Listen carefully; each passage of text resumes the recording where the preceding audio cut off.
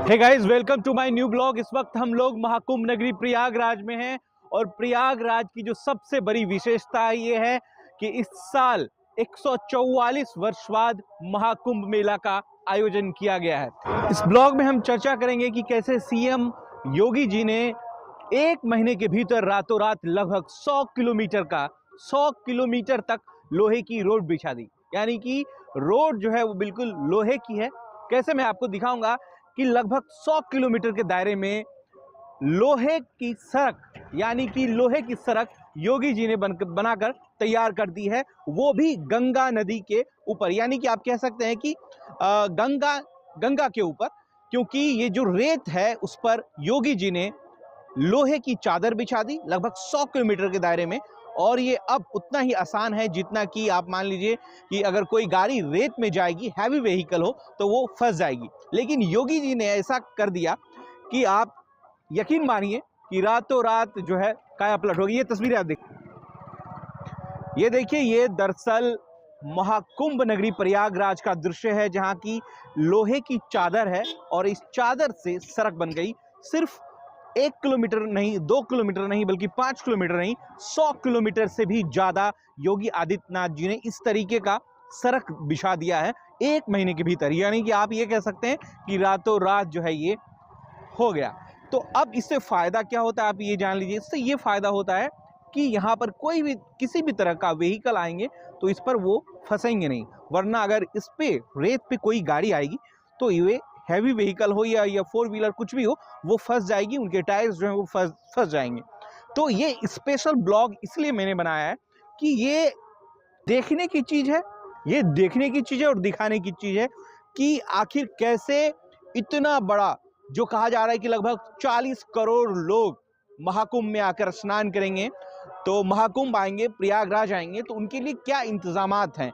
मुझे बहुत ही मतलब ये यूनिक चीज़ है, तो मुझे लगा कि इस पर वीडियो बनानी चाहिए, तो मैंने इस पर वीडियो बनाई। तो लोहे की चादर सिर्फ एक जगह नहीं है, यानी कि आप समझिए कि पूरा लगभग 100 किलोमीटर के दायरे में लोहे का ये जाल है, जो सड़कों का जाल है, वो भी लोहे की चादर का। जो ये तस्वीर आप देखें, ये देखिए, अब इस पे कितनी लाइनें हैं ये आप देख लीजिए एक बार।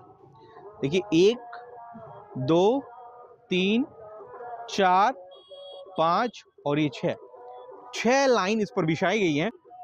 6 लाइन इस पर बिछाई गई हैं। सिर्फ यही नहीं, बल्कि पूरे महाकुंभ नगरी प्रयागराज में जहां जहां पर टेंट है या कुछ भी ऐसा है या अखाड़ा है, उसके अंदर तक लोहे की परत जो है, लोहे की चादर की सड़क बिछाई गई है ना कमाल की बात।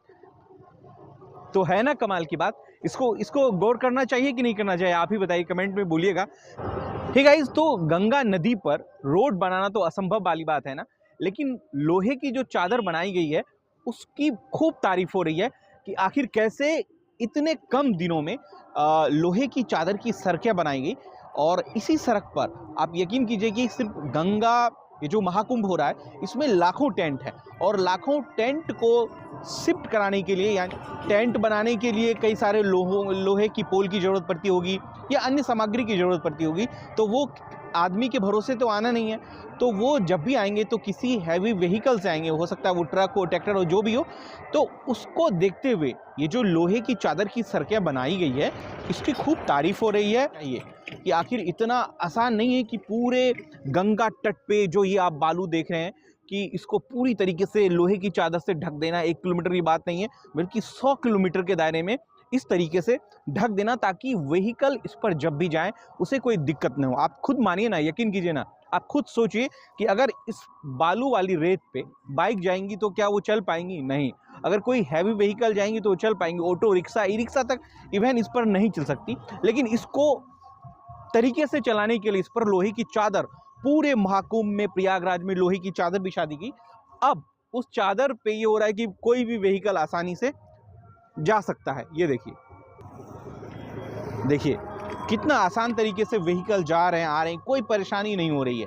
लेकिन अगर ये लोहे की चादर नहीं होती तो क्या इतनी तेज़ रफ्तार से कोई बाइक या कोई व्हीकल जा पाती? तो इसलिए हम इसकी तारीफ़ कर रहे हैं कि भाई ये जो लोहे की चादर की सड़कें बनाई गई है, इसकी तारीफ होनी चाहिए, ये काबिले तारीफ है। फिलहाल हमारे पीछे आप देख रहे होंगे कि तारों का शहर, देखिए ना कितना शानदार लग रहा है। तारों का शहर हमारा प्रयागराज, महाकुंभ नगरी प्रयागराज अब तो खुद में ही इतना शानदार दिख रहा है मुकम्मल। ये देखिए चारों तरफ जहाँ तक आपकी नज़रें जाएंगी वो बिल्कुल मतलब उजालों का शहर बन चुका है प्रयागराज।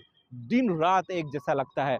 कोई कहेगा कि अभी या मतलब 12 बज रहे हों या 12:30 बज रहे हों, कोई कहेगा क्या, लग रहा होगा कि 4 या 5 बज रहे होंगे। सच में अभी 12 बज रहे हैं। और ये देखिए तस्वीरें, ये प्रयागराज का है और मैं बिल्कुल नदी किनारे हूँ और उस तरफ जो है संगम है और इस तरफ हम लोग मौजूद हैं जहाँ पर अखाड़ा वगैरह मौजूद है, जहाँ पर तमाम अखाड़ा हैं, लगभग 16-17 अखाड़ा हैं। तो उस तरफ हम हैं, यानी कि 4 नंबर पुलिये के इस तरफ हम हैं, पीपा पुल के इस तरफ हम हैं और उस तरफ संगम है। प्रयागराज आज सच में रोशनी जैसा लग रहा है कि पूरा उजालों का शहर बन चुका है प्रयागराज, महाकुंभ नगरी। तो ये देखिए इस पर गाड़ी कितने आसानी से चल रहा है ना, फॉर्चूनर है, चल रहा है कि नहीं। अब मैं आपसे पे चल पाती क्या, नहीं ना। तो ये सराहनीय काम है, इसको बोलना चाहिए। हाँ, ये तरीके से काम हुआ है जगह जगह। तो प्रयागराज में आप ज़रूर आइए और प्रयागराज में आकर आप महाकुंभ का आनंद लीजिए, महाकुंभ में स्नान कीजिए और ईश्वर से, गंगा मैया से, सरस्वती मैया से या यमुना मैया से प्रार्थना कीजिए, सुख शांति समृद्धि हमारे घर आए। हर हर महादेव, नमः पार्वती फतेह, हर हर महादेव।